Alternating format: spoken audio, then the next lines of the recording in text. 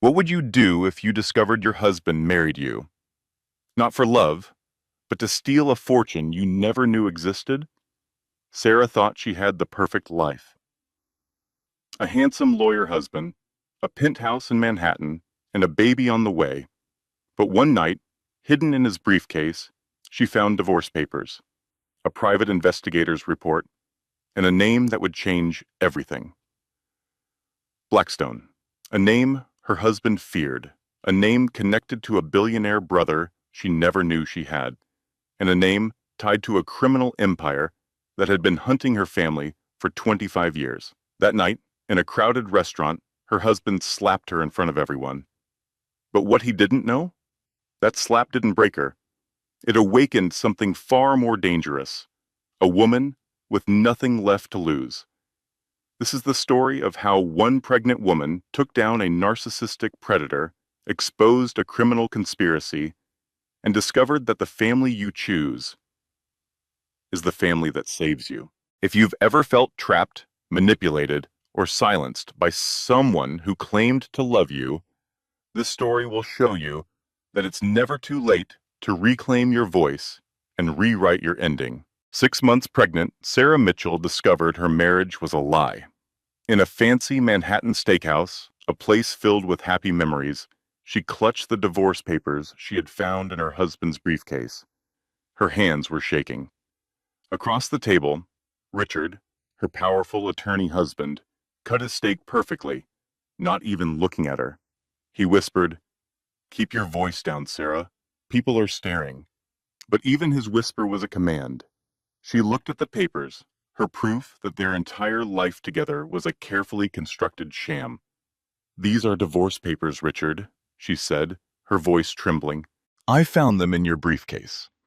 Her quiet southern accent, something she usually tried to hide, was suddenly strong. "There was also a report from a private investigator," she added. "You have been following me." Richard finally looked up, his gray eyes as cold as ice. "Those are just a precaution. You are being dramatic." "Dramatic?" Sarah shot back, feeling her face get hot. "There is a custody evaluation in here, Richard, and I know about Jennifer, your assistant." At the mention of Jennifer's name, Richard's jaw tightened. He placed his knife and fork down, slowly, a deliberate move meant to intimidate. "Jennifer is a colleague. Do not make foolish accusations." But Sarah knew. She had seen the hotel charges and the late-night credit card bills. "I may have been naive when we met, Richard, but I am not blind," she said, leaning forward. Her voice dropped to a whisper. "Why did you marry me? Why get me pregnant?" She pushed a single page across the table, a page that detailed her family history, focusing on her mother's maiden name. "And what does this mean?" For the first time, Richard looked shaken. His confident mask fell away completely. "Where did you get this?" he demanded. "From your briefcase," she replied. "With everything else." A strange calm washed over Sarah. She felt like she was about to take a final exam she had not studied for. "I want the truth, Richard. All of it." The silence between them felt electric. Around them, people laughed and talked, completely unaware of the life falling apart at table 12. A waiter approached, but Richard waved him away with an irritated gesture. "The truth?" Richard's voice was dangerously low. "The truth is, you are an ungrateful woman who has no idea how good her life is. Without me, you would still be a third-grade teacher in some town nobody has heard of." He laughed, a cold, empty sound. "You want to talk about honesty? You were a project, Sarah." The words felt like a punch to the gut. The baby kicked inside her, reacting to her sudden fear. "An investment," Richard continued, "that is about to finally pay off." Sarah stared at him, truly seeing the man she married for the first time. He was not the charming man from the charity gala. He was a cold, calculating stranger. "What does that mean?" she asked, her voice barely audible. He smirked. It means I know exactly what you are worth, and it has nothing to do with your personality. This is about money, she said, the realization dawning on her. Everything is about money, Sarah, he replied, and I am about to explain reality to you. He leaned back, his corporate smile returning.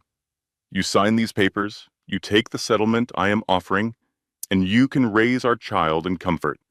But if you fight me, you will learn how nasty a divorce can be.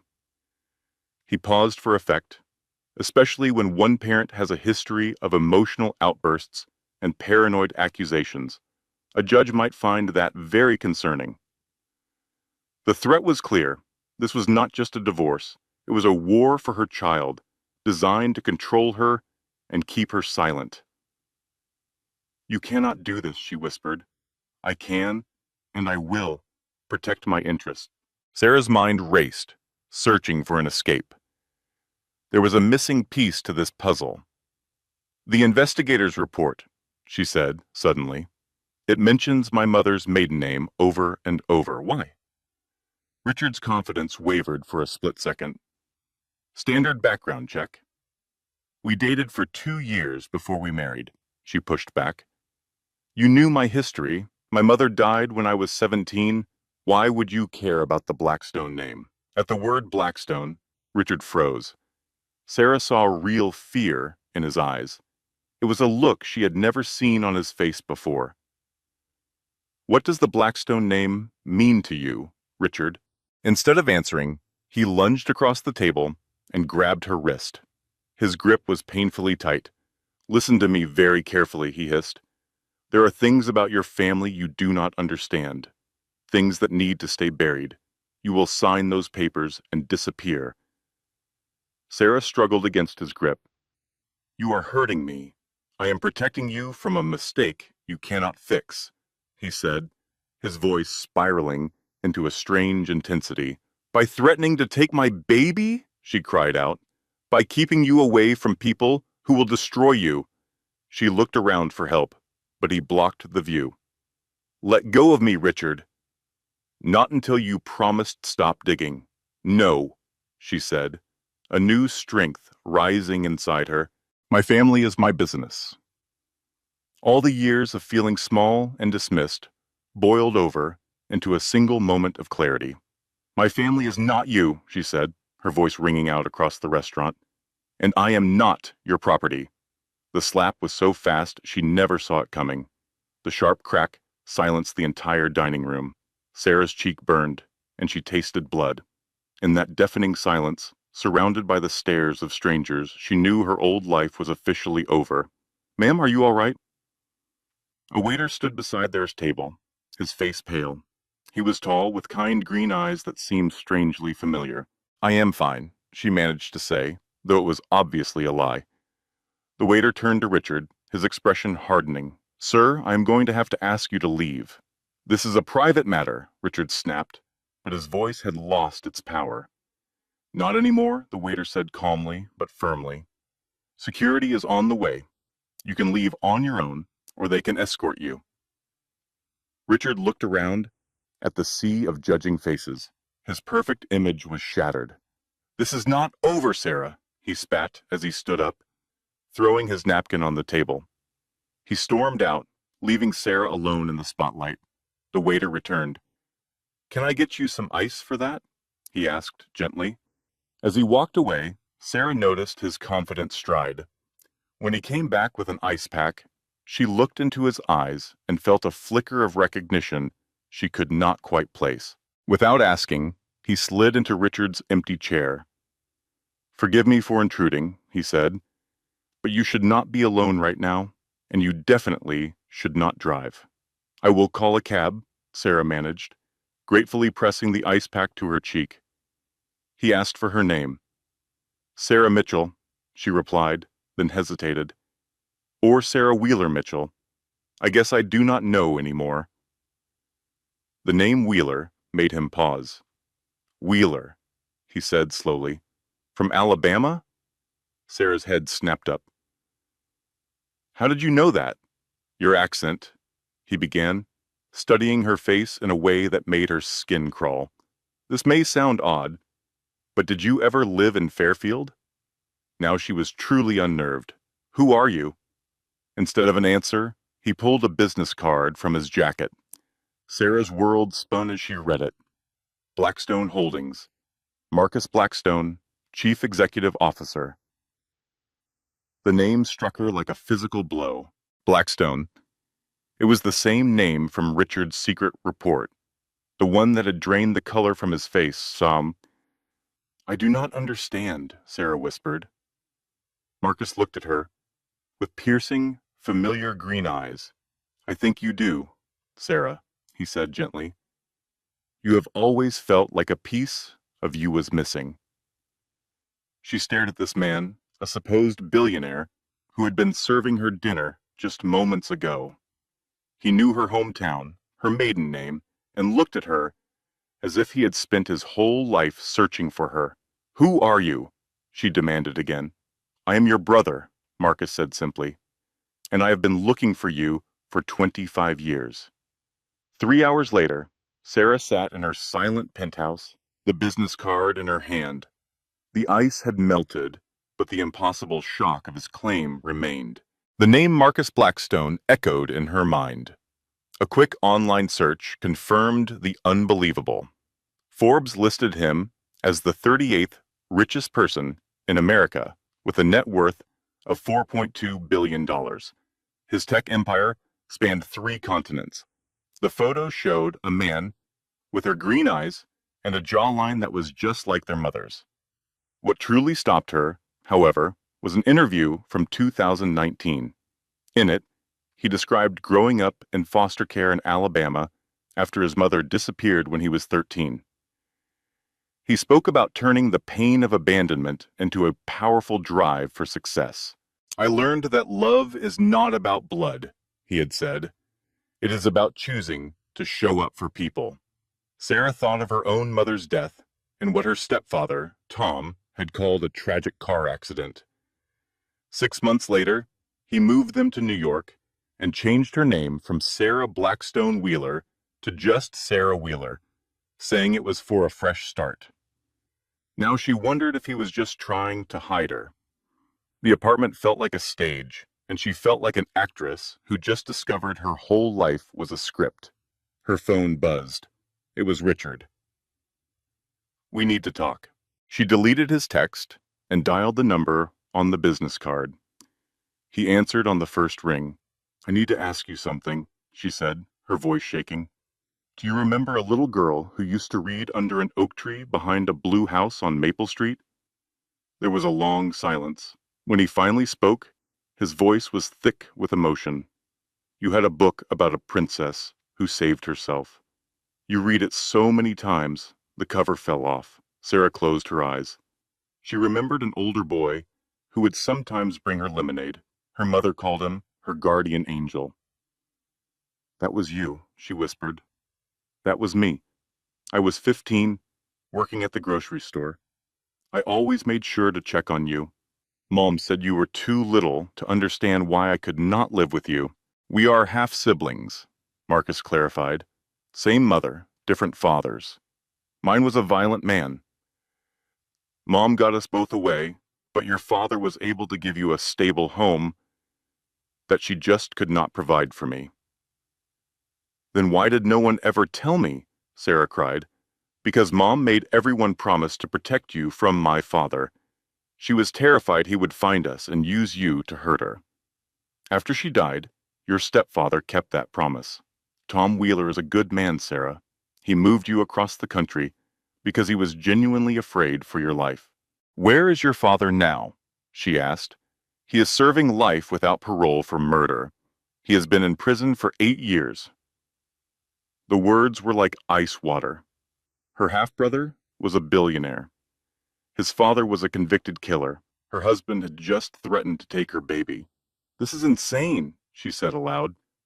This morning, I thought my biggest problem was postpartum depression.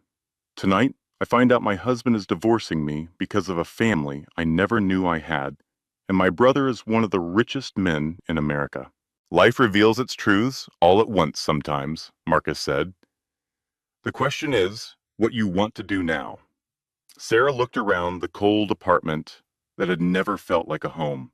I want to understand what is happening to me. That will require some difficult conversations. Can you meet me tomorrow? My office. At 10 in the morning. What if Richard finds out? She asked. Sarah, he said, his voice firm. If I cannot protect my pregnant sister from one attorney, then I am not the businessman people think I am. For the first time in months, she felt someone was unconditionally on her side. Okay, she agreed, but I have conditions. I want the complete truth about everything. No more protective lies. And, she added, I want to understand what this means for my baby. I will not let my child become a pawn in Richard's game. I give you my word, Marcus promised. Your child will grow up safe and loved. Family protects family. After they hung up, Sarah felt a shift inside her, a transformation. She opened her laptop one more time, searching for a connection between Mitchell Industries and Blackstone Holdings.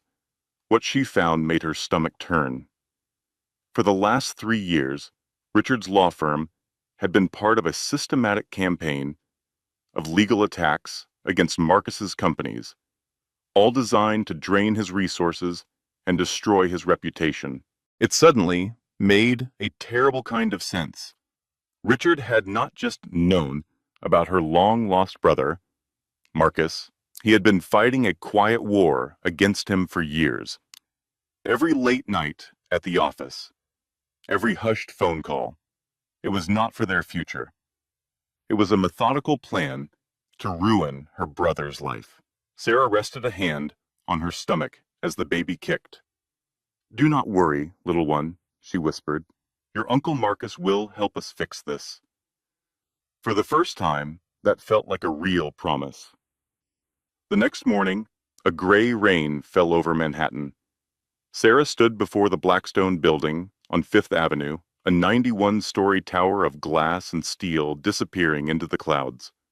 The lobby was like a grand cathedral, designed to make you feel insignificant. But when she gave her name at the security desk, the guard's professional tone warmed instantly. Miss Mitchell, Mr. Blackstone asked that I bring you up myself. Right this way. The elevator ride to the 91st floor felt like an eternity, but Sarah used the time to steady herself. She had spent the night learning everything she could about Marcus Blackstone. He was a brilliant and ruthless businessman who had built an empire from nothing. But between the lines of his success stories, she found a hint of deep loneliness. He often talked about giving people second chances, about helping others overcome their past. Sarah sensed he spent 15 years trying to save everyone else because he could not save himself from the pain of losing his own family. When the elevator doors opened, she found a reception area that felt like a cozy library, not a corporate headquarters. There were warm lamps, comfortable chairs, and shelves filled with books. A woman in her 50s stood up from behind an antique desk. Miss Mitchell, I am Helen, Mr. Blackstone's assistant. He is expecting you. Marcus's office had stunning floor-to-ceiling windows with a breathtaking view of Central Park. But what Sarah noticed most was how personal the space felt. There were family photos, a worn leather armchair, and an air of quiet comfort. Marcus was looking out at the park, his back to her. When he turned around, Sarah was once again struck by how much his eyes looked like their mother's.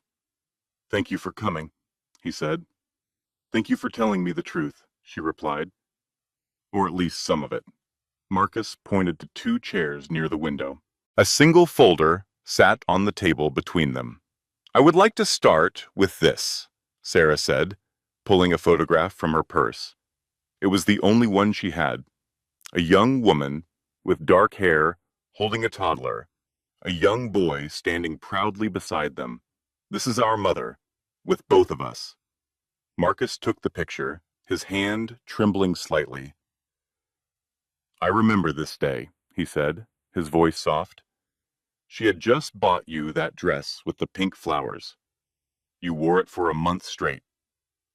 I do not remember the dress, Sarah said, settling into a chair and placing her hands on her belly, but I remember feeling safe, like we were a family.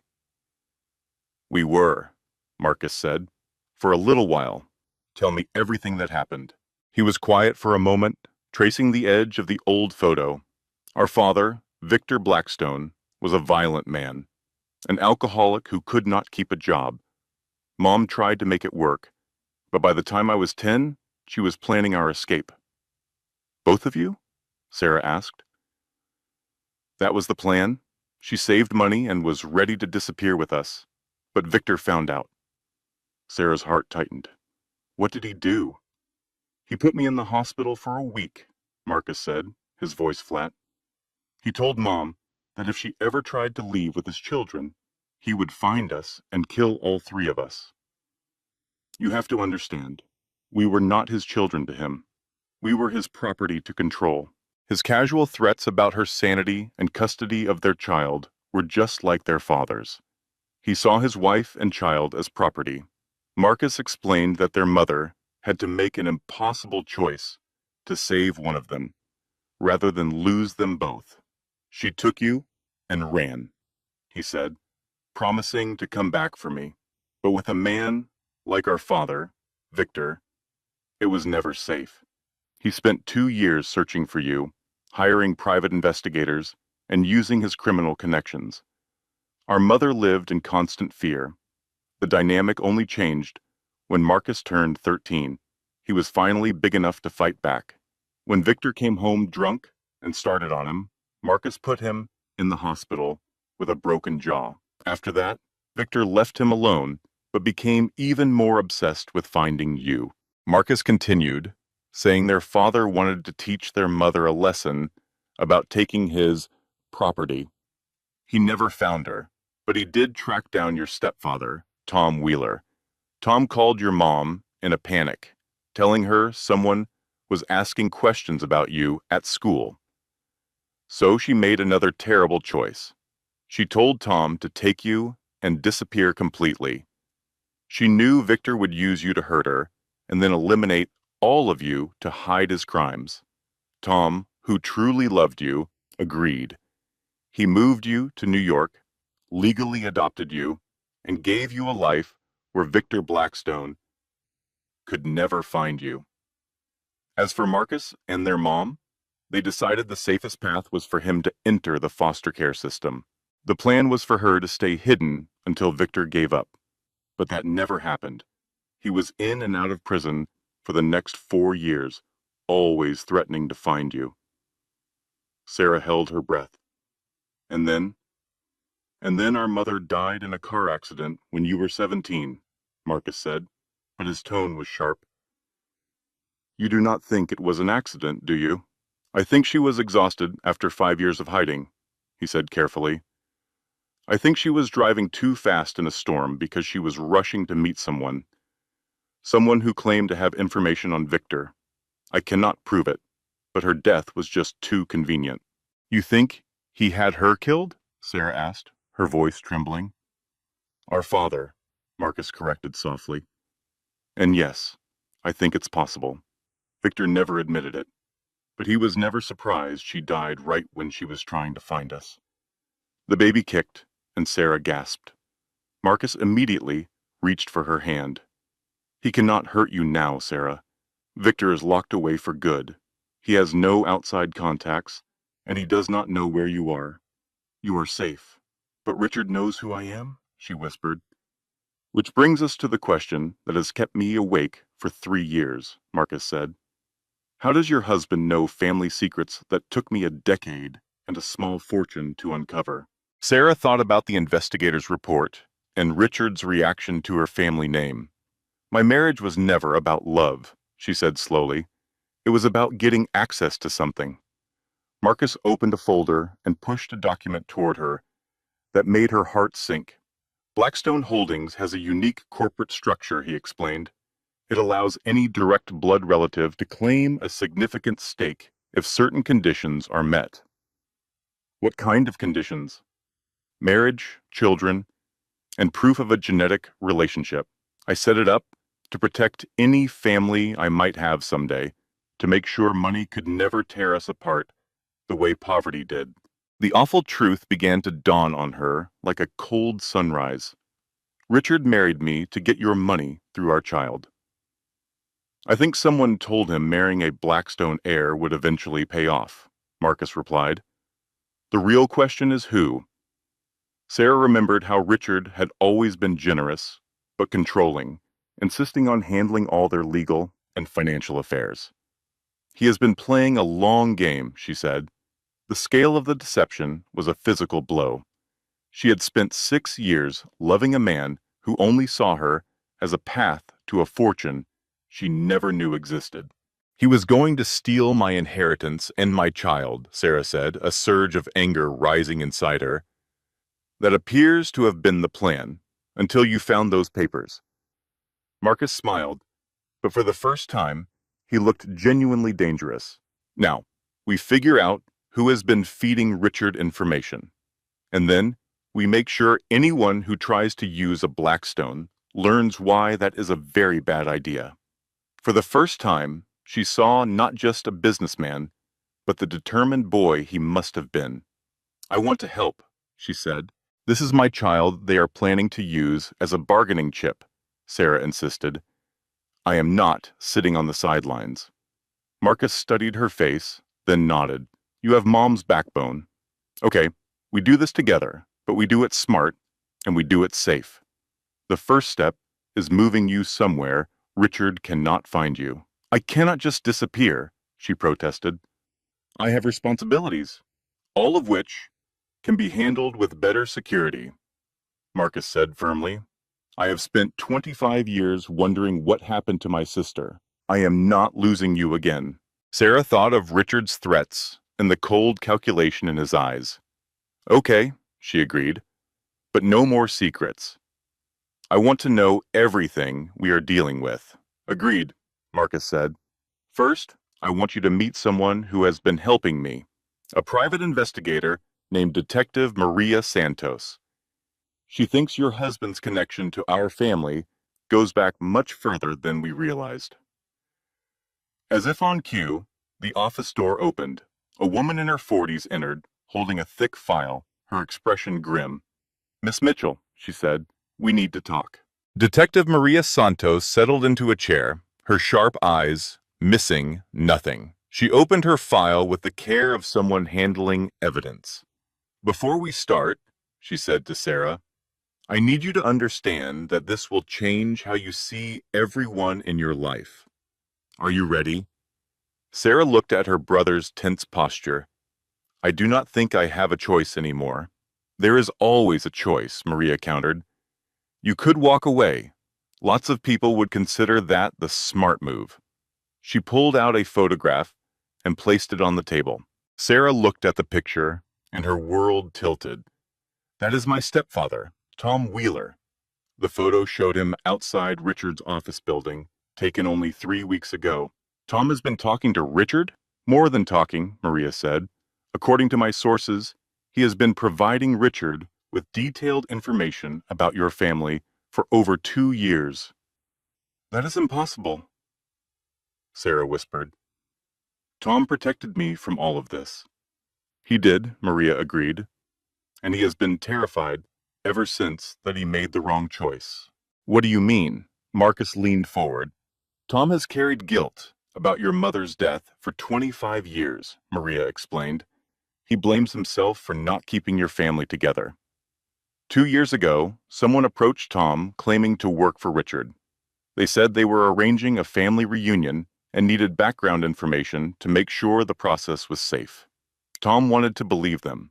He saw it as a chance to finally do the right thing after all these years. So he told them everything, Sarah said, feeling sick. Everything, Maria confirmed. Your new name, your marriage, your husband. He thought he was helping to heal your family. Instead, he was giving Richard the ammunition to destroy it. Maria exchanged a look with Marcus. It gets worse. They kept asking more questions about your mother's last days, about Victor Blackstone's threats. Why? Because Victor did not stop being dangerous in prison. He runs a criminal organization from the inside, and his two sons from his first marriage are very interested in making sure no one challenges their claim as his only heirs. So they can claim all the money he hid before he went to prison. What money? Maria slid another document across the table. That is the million-dollar question. Victor Blackstone was a monster, but he was also smart. He stashed a fortune in accounts nobody can find. All of it from his criminal operations that the FBI never touched. Marcus sat perfectly still. How much are we talking about? The low-end guess is $10 million. It could be as high as $50 million. That is more than enough to make people want to remove anyone standing in their way. Sarah felt the air leave her lungs. Someone like me. Exactly. And any children you might have. According to Alabama law, all of Victor's biological children have a claim to his estate. It does not matter if they were born in a marriage or not. So Richard was not just after Marcus's money. He was setting up our baby to inherit a piece of Victor's hidden fortune. Maria nodded. He was playing every angle. Marry into the Blackstone family, get his hands on Marcus's clean money, and then use his own child to stake a claim on Victor's dirty money. Sarah looked at Marcus and saw the same fear in his eyes that she felt in her heart. Who exactly are we up against? At the very least, Victor's two sons and whoever they are working with. Then there is Richard and his partners. Plus, you have all the dangerous people Victor owed money to, who have been waiting for decades to get paid. The sheer size of the conspiracy was suffocating. She thought she was just dealing with a cheating husband. Instead, she was trapped in a family crime saga spanning generations with millions of dollars at stake and people who had already proven they were willing to kill. What about Tom? She asked. Tom is filled with regret and is completely terrified, Maria said. Once he understood what he had dragged you into, he tried to get out. But it was too late. They had enough on him to ruin his life if he did not cooperate. We have to help him, Sarah insisted. We will, Marcus promised. But our first priority is keeping you safe, because when Victor's sons find out Richard's plan has failed, they will start looking for a more direct way to solve their problem. What could be more direct than this? Sarah felt a chill as Marcus and Maria shared another worried glance. There was something else. Marcus gave Maria a slight nod. Show her. Maria reluctantly produced one last file. It was a timeline. These are important dates from your family's history, matched up with some very telling coincidences. Sarah read through it, her confusion growing. I do not get it. Your mother's car accident, Maria pointed out, happened 2 days after Victor's final appeal was denied. Richard came into your life 6 months after Marcus's company went public, which made his net worth public knowledge. And your stepfather was first contacted by Richard's associates just 1 week after Victor's sons got out of prison. You think this was all planned out for years? I think this has been in the works since the day your mother died, Marcus said darkly. I think Victor's sons have been watching our family for decades, just waiting for the right opportunity to take what they believe is theirs. And Richard was either the perfect opportunist who stumbled into their plan, or he has been working for them from the start. We are still figuring that part out, Maria added. The weight of all the lies was crushing. So, everyone in my life has been lying to me? My husband? My stepfather? Who else? Not everyone, Marcus said softly. Tom did care for you, and he tried to do the right thing, even if he failed. And now you have us. We will do whatever it takes to protect you. What does that mean? Maria leaned forward. It means you disappear. We give you a new name, a secure home, and round-the-clock protection until the baby is born. We will keep you hidden until we have neutralized every single person who thinks they have a claim on this family. How long will that take? Months, maybe even longer. Sarah pictured herself hidden away for the rest of her pregnancy, letting other people fight her battles. The idea was a relief, but also deeply unsettling. What if I do not want to disappear? What if I want to fight? Then you are putting yourself and your baby in extreme danger, Marcus stated flatly. These people have already killed once, Sarah. They will not think twice about doing it again.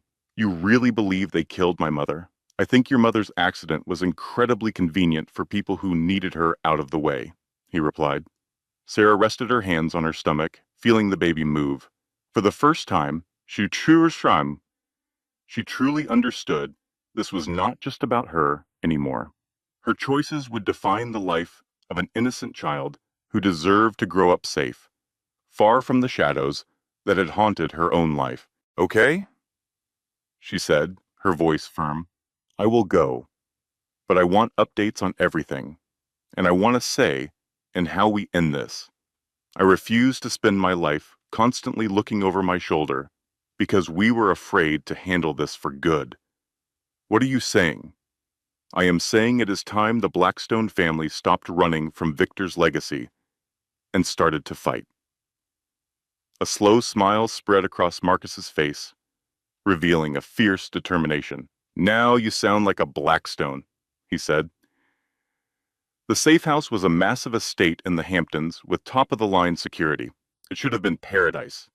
But after 3 weeks of being isolated in luxury, Sarah was going stir-crazy. You're pacing again. Dr. Elizabeth Hartman noted from her chair.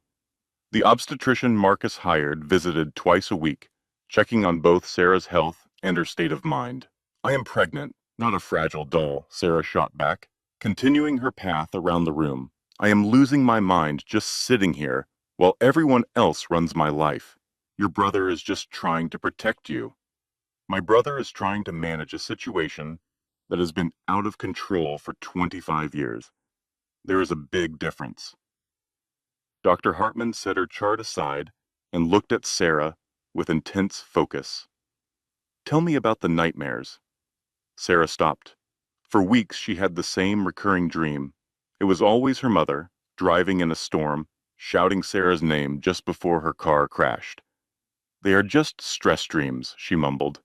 It is just the anxiety. Trauma shows up in many ways, especially during pregnancy, the doctor explained gently. The hormonal shifts and the emotional shock you have been through are the perfect recipe for your mind to try and process everything. Are you saying I am having a breakdown? I am saying your reaction is completely normal for someone who just discovered their entire life was built on a lie. The real question is, are you going to let that trauma control your future? Or are you going to take charge of your own story? Sarah sank into a chair, the exhaustion finally hitting her. I do not know how to take control. I do not even know what I am fighting against. Then maybe it is time you stopped fighting their battles and started fighting for what you want. What do you mean? You are here because your brother wants you to be safe. But what do you want, Sarah? If you could decide how this all ends, what would that look like? Sarah considered the question that had been echoing in her mind for weeks. What did she want? She had spent months just reacting to secrets and plans made by other people. I want my child to grow up free, she said at last. Free from all the violence that defined my family. Free from people who view a child as just a tool to get what they want. Free from the fear that forced my mother to run instead of fight. That is a good start, the doctor encouraged. What else? I want the truth. All of it. About how my mother died, about Victor Blackstone's money, and about who has been pulling the strings in my life. I am done being a character in a story where I do not even know the plot. And what about just for you? For Sarah? Not as a mother, or a sister, or a victim. The question surprised her. She had been defined by her relationships for so long, she had forgotten to think about herself. I want to matter, she said softly. I was married for 6 years to a man who only saw me as a way to get something. I want to be valued for who I am, not for what I can give someone. Do you think that is possible in your current situation? Sarah glanced around the beautiful cage Marcus had built for her. She thought about the guards outside and the cameras watching every door. Not if I stay hidden forever, she admitted. Not if I let other people make all the decisions for me. Dr. Hartman nodded. So, what would taking control look like? I do not know. I do not have the money or the skills to fight these people on my own. But you have a brother who does, the doctor countered. The choice is whether you want to be his partner in this fight, or just someone he protects. Before Sarah could form an answer, her phone buzzed. It was Marcus. She was expecting his daily check-in, but the tension in his voice immediately set her on edge. Sarah, we have a problem. We need to talk. Can Dr. Hartman stay? As if on cue, Marcus's phone buzzed. He glanced at it, and his face hardened. What is wrong? Sarah asked. It is Maria. She has new information about Richard. We know why he is so confident about the divorce. He put the call on speaker. Tell me, Sarah said. The voice on the phone was clear and urgent. Richard has been building a case to have you declared mentally incompetent. He is documenting what he calls your emotional instability and paranoid behavior. He plans to argue that the stress of the pregnancy and finding your family has caused a psychological break, making you an unfit mother. The words felt like a punch to the gut. He cannot do that. He can, the voice replied, and he has been creating the evidence for months. Medical records about your anxiety, witness statements about your emotional state, and he is painting your accusations about his affair as paranoid delusions. Dr. Hartman confirmed Sarah's fears. Richard planned to use her reaction to being slapped in the restaurant as proof of instability. Worse, he intended to argue that her connection to Marcus, with his family's history of violence, showed poor judgment that could endanger her child. The doctor explained how clever this was.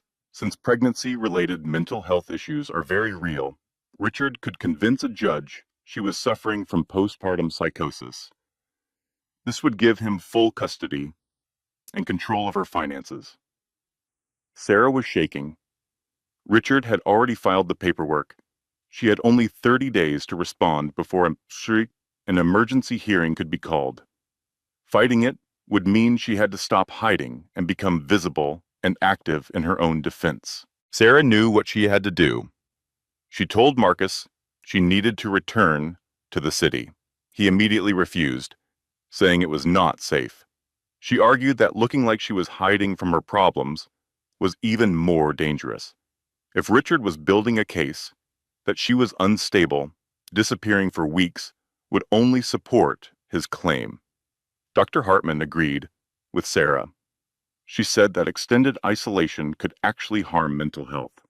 To fight the case, Sarah needed to show she was engaged with her life and making rational choices. Marcus insisted the threats were real, but Sarah was firm. They had to deal with the threats while she lived her life, not by putting it on hold forever. You do not understand how dangerous these people are, Marcus said. Sarah shot back. And you do not understand how dangerous it is for a woman to let other people make all her decisions. After a long silence, Marcus's tone changed. He asked what she was proposing. Sarah said it was time to stop playing defense and go on offense. Instead of letting Richard use her family history against her, they would use it for her. They would take control of the story. Instead of hiding from the Blackstone legacy, they would embrace it to expose everyone who had tried to exploit it. Dr. Hartman was intrigued. Sarah turned to Marcus, reminding him that he had built an empire on the idea that people can overcome their circumstances.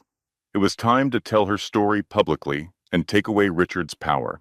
Instead of letting him paint me as an unstable woman, I decided to tell my own story. The story of a woman who found her brother and chose to fight for her family.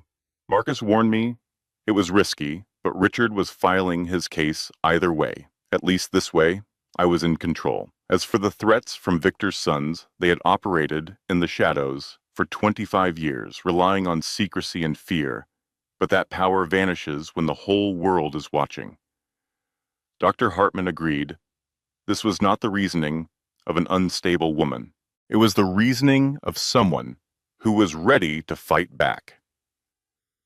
Marcus, I need to come home, I said. I have to be part of this. The line went quiet, and when he finally spoke, his voice was filled with a pride I had never heard before. Okay, sister, he said. Let's go to war. My return to Manhattan felt surreal. The apartment I once shared with Richard was now a fortress, complete with reinforced doors and panic rooms disguised as closets. This feels excessive, but I said, watching two security experts test alarms. This is necessary, Marcus replied, looking at a tablet filled with security data. Our intelligence says Victor's sons are getting impatient. They want to eliminate the competition instead of just outmaneuvering it. I placed a hand on my belly. At 7.5 months pregnant, I felt like I was carrying a basketball, but the doctor said we were both healthy despite the stress. I asked about Richard. He called and sent flowers every day, playing the part of a concerned husband whose wife was being manipulated. Marcus's expression grew grim.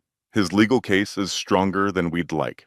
He has statements from your old colleagues and neighbors questioning your judgment and behavior.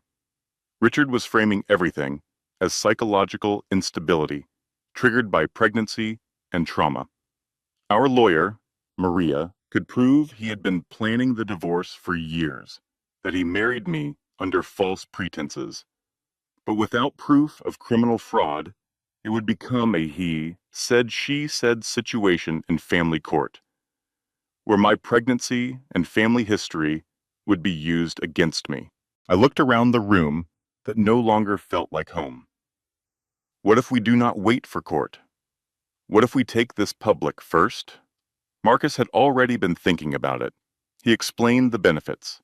First, we would take away Richard's ability to claim I was having a breakdown by showing everyone I was lucid and rational. Second, we would force Victor's sons out of the shadows.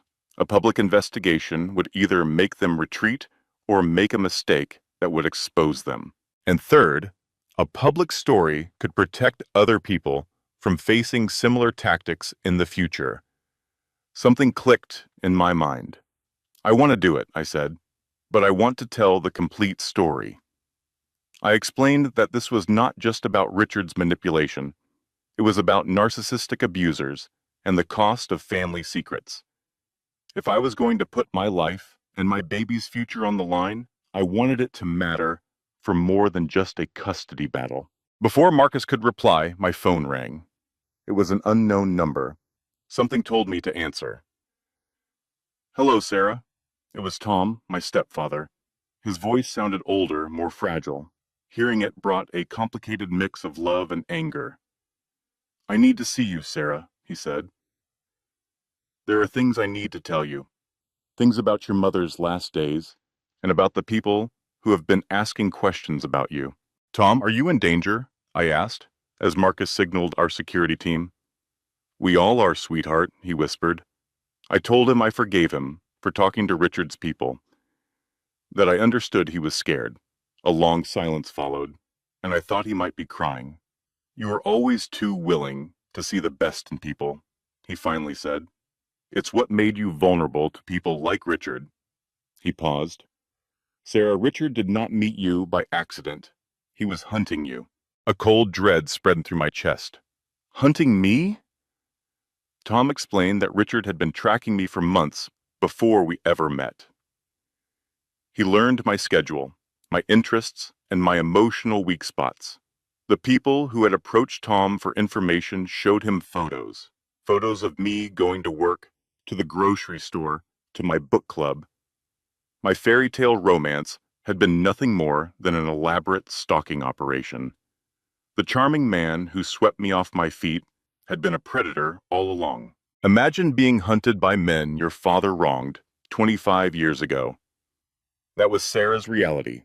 The baby inside her kicked hard, sensing her terror. Tom, listen, she pleaded into the phone with her brother. Go to the police, now. Tell them you have information on organized crime and your life is in danger. The line went dead. This was about more than just hiding. It was about fighting back. If you have ever felt powerless, you know the moment when you decide enough is enough. Turning to her other brother, Marcus, she asked, "How fast can you set up a press conference?" She would not let her child be born into a world of fear. Why? Marcus asked. Because I am done letting predators operate in the open while their victims are forced to hide. Seeing a new fire in her eyes, he simply nodded. How soon can you be ready? Sarah replied, I have been ready my entire life. The press conference was set for Thursday, but by Wednesday night, doubt crept in. The media response was huge. Every major news network planned to be there. This was going to be a massive story. Any word from Richard? Sarah asked, referring to her manipulative husband.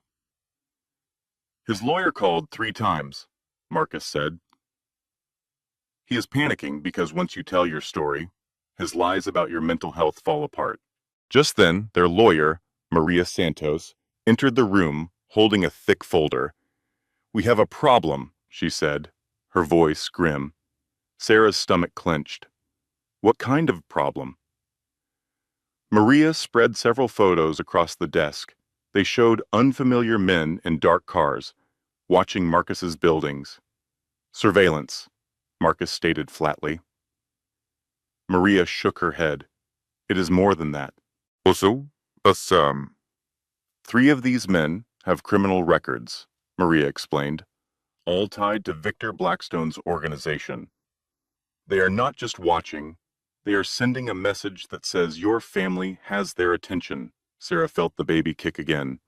Are we in immediate danger? She asked. We are dealing with people who are now facing national media attention, Marcus said gravely.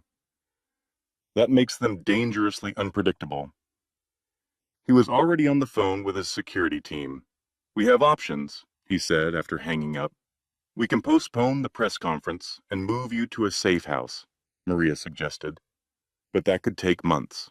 No, Sarah protested. While I hide, Richard moves forward with his plan to take my baby. It is better than you getting hurt, Maria argued. Is it? Sarah shot back. Is it better for my child to be raised by a man who abused their mother and planned to steal their inheritance? There was another option. Marcus leaned forward. We move the conference to a secure location and force their hand. We do not just tell your story about Richard. We tell the whole story about Victor's criminal network and the threats against our family. A sudden clarity washed over Sarah. We make it impossible for them to hide in the shadows anymore. Exactly, Marcus agreed. And we do it with the FBI present, making any retaliation a federal crime. Maria looked worried. You are declaring war on killers. They declared war on us 25 years ago, Marcus countered. We are just now fighting back. Sarah thought of her mother, her brother Tom in hiding, and the innocent baby inside her. I will do it, she said, her voice firm. I want law enforcement there, and protection for Tom. Already arranged, Marcus confirmed. The FBI has been investigating Victor for years. They are eager for a cooperative witness. This would change the entire narrative. It was no longer a messy divorce. It was the story of a woman who discovered her family was being targeted by organized crime and chose to fight back. A strange calm settled over Sarah. Sometimes the only way out is to charge straight through. For the next 4 hours, she worked with Marcus and Maria, crafting her statement. It had to be precise, powerful, and true. You need to sound like someone taking control of your story, Maria advised, not someone who has lost control of it. As they worked, something clicked in Sarah's mind. I know why Victor's sons are making their move now, she announced. They could have tried to claim his assets years ago. Why me? Why now? Marcus looked at her, intrigued. What is your theory? They had to be sure Victor was never getting out of prison, she explained. His final appeal was permanently denied 6 months ago. For the first time in 25 years, they know he will die in there. Now they can make a play for his empire. Maria nodded, but only if they eliminate any other potential heirs first. You and your child. Sarah placed a hand on her stomach. So stopping my husband, Richard, does not stop the real threat. No, Marcus said, a proud, fierce smile spreading across his face. But exposing the larger threat stops him and protects everyone else. You know what I realized tonight? You have stopped thinking like you are being hunted. You have started thinking like the hunter. As I processed the truth, I felt a change inside me. I was no longer the prey. I had become the predator. Is that good or bad? Marcus asked me later. It's survival, I said. And it is exactly what is going to keep me and my baby safe. We looked out at the city, knowing the next day would change everything. I made him promise that no matter what happened, we would not let fear make our decisions anymore. We would face whatever came next as a family, together in the light. Marcus agreed, but only if Sarah promised to let him move her and the baby to safety if the threats grew too large. Sarah looked at her brother and saw the same protective instinct that drove their mother 25 years ago. I will always prioritize my baby's safety, she promised.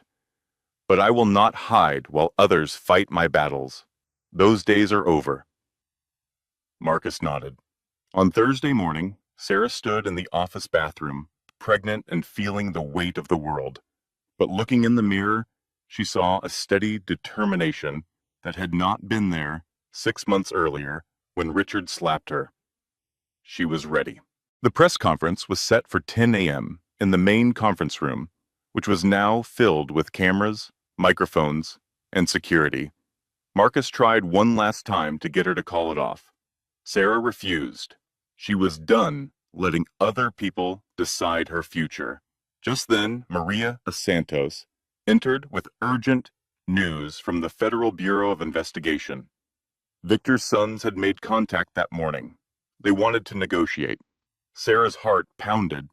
They were offering to back off completely in exchange for her silence about their family's illegal businesses. It was a clear sign that her plan to go public was already working. They offered Sarah a deal. She could have her safety back, but it would cost her the truth. The powerful Blackstone family promised to leave her alone, but only if she publicly gave up any claim to their fortune and agreed to never ask how her own mother died. Marcus, her brother, thought she should consider it, but Sarah saw it for what it was. They wanted her to promise, and for her unborn child to promise, that they would never seek answers about their own family. It was an impossible choice. A wave of anger washed over Sarah. They wanted her to choose ignorance and fear, just like her mother had been forced to. Marcus urged her to think of the safety it offered, but Sarah saw it differently. This was the same kind of bargain that had trapped their family for generations. Then Maria, their lawyer, revealed a small surprise. The FBI believed this offer was a sign of weakness. The Blackstones were more afraid of public exposure than anyone realized. Suddenly, Sarah understood they had more power than they thought. With newfound clarity, Sarah made her choice. She would not take their deal. She refused to trade the truth for a promise from men who had terrorized her. She would not teach her child to back down from bullies. Just as she announced her decision to hold a press conference and tell the whole story, there was a knock on the door. It was her stepfather, Tom. He was safe, with safe, with FBI agents, and he needed to speak with her alone. Tom Wheeler looked older. The stress of the past weeks etched on his face. He held a thick manila envelope. He told her there were things he should have shared years ago, but he had been too afraid. Inside, Sarah found photographs she had never seen. They were pictures of her mother, Maria Blackstone, as a young woman, looking happy and confident. Sarah hugged him, careful of her growing belly, and listened to a story that would change everything. In one photo, her mother stood beside a man Sarah did not recognize. Tom explained that he was Detective James Morrison. He was the police officer who had been investigating the Blackstone family's criminal activities. He had helped her mother plan an escape. Sarah stared at the picture, seeing a spark of hope in her mother's eyes. For the first time, her mother believed she could get both of her children to safety. But then, Detective Morrison was killed in what police called a robbery. Her mother never believed it. Her mother was certain that Victor Blackstone had him killed. She was terrified that anyone else who tried to help would meet the same fate. Tom then showed Sarah another document. It was Detective Morrison's final report, detailing money laundering and drug trafficking. The major revelation came next. The detective had a partner who had secretly continued his investigation for 25 years. That partner, now a senior FBI agent named Patricia Collins, was waiting downstairs. Agent Collins had been waiting a quarter of a century for someone from the Blackstone family to help her finish what she and Detective Morrison started. Sarah trembled as she realized the truth. Telling her story was not just about protecting herself anymore. It was about getting justice for a murdered detective and countless other victims. She looked at her stepfather and asked the one question she dreaded. Was Mom's car accident really an accident? Tom's face was heavy with guilt. No, he said softly. I think she was murdered. Those words did not break her. They forged her resolve into steel. Then it's time to finish what she started, Sarah declared. A few minutes later, she stood at a podium in a room full of reporters and federal agents. She felt a surprising sense of calm. My name is Sarah Wheeler Mitchell, she began, her voice steady. 6 months ago, I thought I was a former school teacher expecting my first child. Today I am here to tell you the difference between the life you think you have and the one being lived around you. She looked straight into the camera, thinking of others who might see themselves in her story. She spoke about the family secrets meant to protect, but which only isolated. She spoke of the courage it takes to choose truth over the illusion of safety. For the next 30 minutes, she laid out the entire story of manipulation and threats. Mostly, she said, I am here to talk about what happens when you stop letting other people tell your story and start telling it yourself. The impact was immediate and decisive. Within 48 hours, Richard, her manipulative husband, was fired from his law firm. The ridiculous competency case he had filed against her was dropped. He quickly filed for an uncontested divorce, wanting to avoid any more public scrutiny. Sarah had not just reclaimed her life, she had exposed a web of lies that had stretched for decades. By choosing to fight, she had found justice, not just for herself, but for her mother, and had finally taught the Blackstone family a lesson about underestimating a woman who had nothing left to lose. The threats from Victor's sons had vanished into radio silence. The media attention had made targeting her too risky. The immediate danger was over, but that was not all. Marcus walked in with a thick legal folder. The investigation into Victor's organization had uncovered enough evidence for federal charges against 12 people, including his sons. They could now close cases that had been open for decades. Even a detective's murder. Financial records proved that payments for the murder traced directly back to Victor's accounts.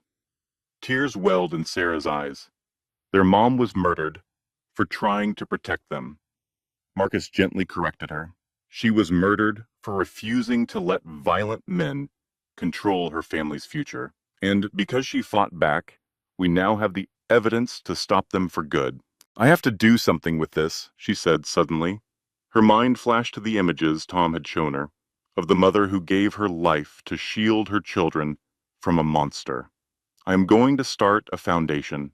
It will help women escape from controlling relationships and give them legal power to expose family secrets that put them in danger. Marcus offered a supportive smile. What kind of money are we talking about? Whatever it takes, she answered. I will use my share of Victor's seized assets, plus whatever I win from Richard's financial schemes. This whole nightmare has to become something good for other people. What will you name it? Sarah thought of her mother's courage, of Detective Morrison's tireless work, and of all the women fighting silent battles who deserve to be heard. The Maria Morrison Foundation, she announced, for both of them. It will stand for truth and justice, and for the idea that safety and honesty should never be a choice. 6 weeks later, Sarah gave birth to a daughter. She named her Maria Rose Mitchell Blackstone, honoring her mother and the new family she had built. Marcus was there, crying more than the baby, completely changed by seeing new life come into a world that finally felt secure. She is perfect, he whispered, holding his niece with a gentle reverence. He never expected to be an uncle. She is a Blackstone, Sarah said, exhausted but triumphant.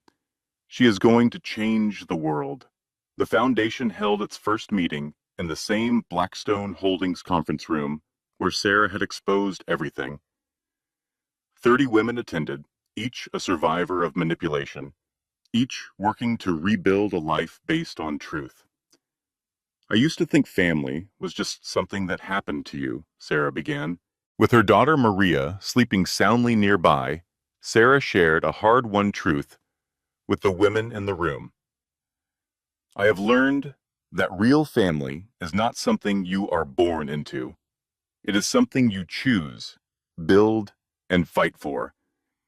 And often, the family you choose is what truly saves you. The others nodded, seeing their own struggles in her words. They were all there because they had chosen difficult truths over comfortable lies, and their own voices over the stories others tried to write for them. The most vital lesson, she concluded, is that we don't heal from our pain in isolation. We heal together, as a community. Later, Marcus joined her at his office window and asked if she had any regrets. Sarah considered the question. I regret that it took me 37 years to understand that I actually had choices, she said. I regret that my mother died, thinking she had to keep us separated just to protect us. So what is next for you? Marcus asked. Looking down at her sleeping daughter, Sarah knew the answer. We continue the fight. We keep speaking the truth. We build the kind of family my mother always dreamed of. 1 year later, she was standing in the same Manhattan restaurant where her entire world had fallen apart. But this time, she was there for a celebration. It was the first fundraising dinner for the Maria Morrison Foundation. The room was filled with supporters, survivors, and advocates. Everything feels different now, Sarah said to Marcus, adjusting a curious 10-month-old Maria on her hip. It is a good kind of different, an honest different. The evening was filled with powerful testimonies from women the foundation had helped with legal support and counseling. The most significant moment for Sarah came when Agent Patricia Collins approached her. I wanted to thank you, the Federal Bureau of Investigation agent said, her voice serious. Because of your courage, we finally closed your father's murder case. His family has been waiting decades for answers. She confirmed that Victor had ordered the murder. While they could never prove it directly in court, they had enough to convict the men who followed his orders. Do you think we have really stopped them? Sarah asked. The agent was realistic. We have seriously disrupted their operations. 3 of Victor's sons are in federal prison. But she admitted, that organized crime often finds a way to regrow. The important thing is that we sent a clear message that these actions will have severe consequences. Sarah learned that Richard was serving 18 months in a minimum security prison for financial fraud. He would lose his law license and most of his money. That is not my problem anymore, she thought. Later that evening, she talked with a psychologist and a lawyer who specialized in abuse. They confirmed that most abusers follow a similar pattern, a kind of playbook for control that they disguise as love and protection. The tactics work because they prey on our basic human need for love and security, Sarah said. That is why what you are doing is so important, the psychologist replied. Every woman who hears your story might recognize a piece of her own. Sarah then shared her biggest realization with them. I have been thinking a lot about the difference between justice and healing. I used to believe they were the same thing, she explained. But justice was an external process. That happened when Richard was prosecuted. Healing was an internal process. That began when I started telling my own story and refused to let anyone else define my worth. She realized too many people wait for justice before they allow themselves to heal. And family, she added, looking over at Marcus, is about the people who show up for you, who support your growth instead of trying to control it. As the night ended, Sarah stood in the exact spot where Richard had slapped her 13 months before. The memory was there, but it no longer had any emotional power. Thinking about that night? Marcus asked, appearing at her side with a sleeping Maria. I would tell my former self that the slap was not the worst thing that happened, she said. The worst thing was all the years I convinced myself that being treated as less than equal was normal. The best thing? That slap finally made me angry enough to stop accepting it. And I am so proud that we fought back. As Sarah gently took her sleeping daughter from Marcus, she couldn't help but wonder at the love and hope bundled in such a small child.